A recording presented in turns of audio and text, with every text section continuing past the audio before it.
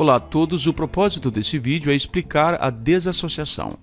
Eu peço para que você assista esse vídeo até o final, a fim de que você entenda corretamente esse procedimento bíblico que é aplicado pelas testemunhas de Jeová. A primeira questão a ser tratada aqui é quanto se a desassociação é bíblica ou não. Muitos dizem que a desassociação é uma invenção das testemunhas de Jeová e que Jesus era amigo de prostitutas e outras pessoas imorais e que as testemunhas de Jeová são cruéis. Mas será que os protestantes, que são os maiores críticos das testemunhas de Jeová nesse assunto, conhecem o que os teólogos protestantes dizem sobre a desassociação? O que diz a literatura protestante sobre isso? Então eu vou ler a primeira carta aos Coríntios, capítulo 5, versículo 11, e depois eu vou citar o que os eruditos protestantes dizem sobre essa passagem.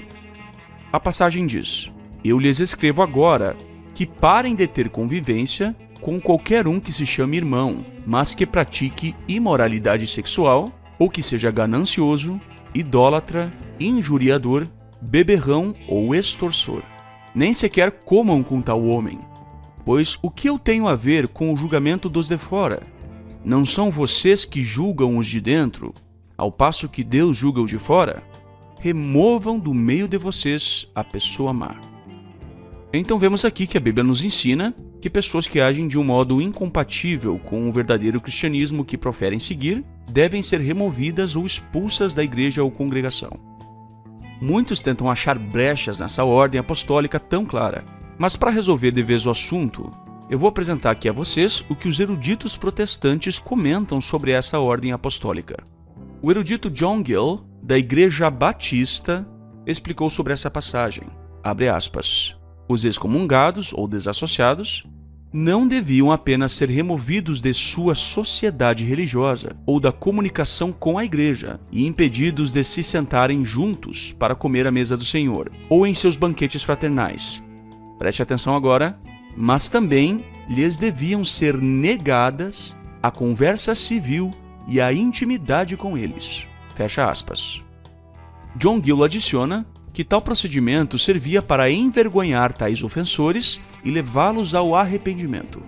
Vemos que John Gill, erudito da Igreja Batista, afirma que a desassociação envolve não conversar, nem mesmo fora da igreja, com aquele que foi excomungado. As testemunhas de Jeová, diferente dos protestantes, aplicam aquilo que a teologia protestante ensina quanto à desassociação. Adam Clarke, erudito bíblico e teólogo protestante renomado, explicou que os cristãos não deviam, abre aspas, ter nenhuma comunicação com tal pessoa, nem em coisas sagradas, nem em civis, fecha aspas. Ou seja, Adam Clarke, teólogo protestante, ensina basicamente a mesma coisa que as testemunhas de Jeová ensinam e praticam quanto à desassociação. Albert Barnes, teólogo protestante também, explicou algo similar.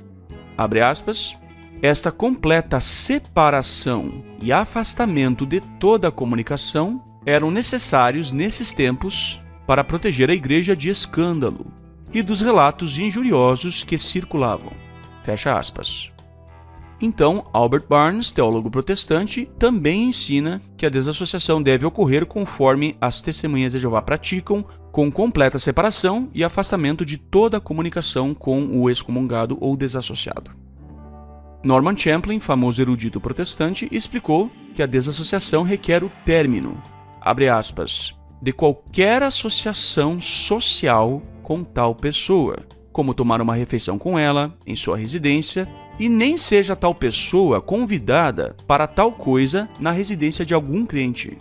Isso segue os passos da exclusão entre os judeus, a qual não envolvia somente a sinagoga, mas também cobria as situações sociais. Fecha aspas. Quem disse isso foi Norman Champlin, erudito protestante. Champlin acrescenta que a desassociação, abre aspas, serve para mostrar ao pecador que a igreja está profundamente preocupada com a questão, fecha aspas, e que o pecado em questão exige medidas drásticas nas palavras de Champlin, e que o crente deve compreender que isso visa ao seu próprio bem. Champlin ainda adiciona, uma disciplina severa pode produzir o bom efeito de fazer o crente errado voltar ao bom senso e, finalmente, ao arrependimento autêntico. Preste atenção à expressão que Champlin usou: disciplina severa. Agora veja que são os eruditos protestantes que estão falando isso. Já bastam essas citações ou vocês ainda querem mais? João Calvino, um dos fundadores, por assim dizer, do protestantismo, ensinou, abre aspas, nenhum crente deve receber o desassociado em termos de intimidade com ele. Caso contrário, a autoridade da igreja seria desprezada. Se cada indivíduo tivesse a liberdade de admitir à sua mesa aqueles que foram excluídos da mesa do Senhor. Participar de comida aqui significa viver juntos ou associar-se às refeições. O que Paulo quer dizer é que, na medida em que está ao nosso alcance, devemos evitar a associação com aqueles com quem a igreja cortou sua comunhão. Fecha aspas. Quem disse isso foi João Calvino, um dos pais do protestantismo.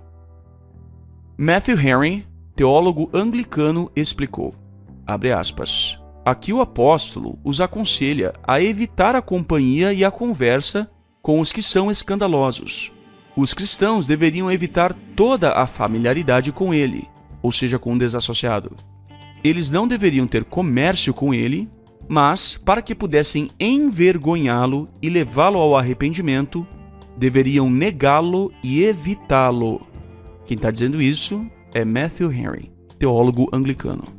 Note que os cristãos devem evitar a conversa familiar com companheiros cristãos que são notoriamente maus e sob censura justa por suas práticas flagrantes, a qual traz desgraça sobre o nome cristão. Fecha aspas. Joseph Benson, teólogo protestante, afirmou sobre a igreja em relação ao desassociado. Abre aspas. Não deve ter contato ou comunhão com ele de qualquer espécie. Atente à expressão de qualquer espécie. Quem disse isso foi Joseph Benson, teólogo protestante. Um curso semelhante é ordenado por João em 2 de João, capítulo 1, versículos 10 e 11. Isso se refere ao contato da vida comum e não particularmente à comunhão, no caso aqui a mesa do Senhor. O verdadeiro cristão deveria renegar completamente essa pessoa e não fazer nada que parecesse implicar que a considerava um irmão cristão. Veremos aqui que a regra era muito mais rigorosa em relação a alguém que professava ser cristão do que aqueles que eram conhecidos e reconhecidos como pagãos. Fecha aspas. E aí, tá suficiente agora? Com base nesses comentários feitos por eruditos protestantes, vemos que existe grande consenso entre tais de que o tratamento a um excomungado ou desassociado inclua o fim de toda comunicação e associação com tal, assim como as testemunhas de Jeová ensinam e praticam. Portanto, fica claro que a própria teologia protestante ensina exatamente aquilo que as testemunhas de Jeová ensinam e praticam quanto à desassociação. É o fim de qualquer comunicação civil do pecador não arrependido com a congregação. É claro que, no momento em que o pecador mudar sua conduta e reajustá-la ao padrão cristão, ou à moral cristã, ele será readmitido à congregação, conforme o próprio apóstolo Paulo escreveu na segunda carta aos Coríntios. Mas eu não vou tratar disso nesse vídeo.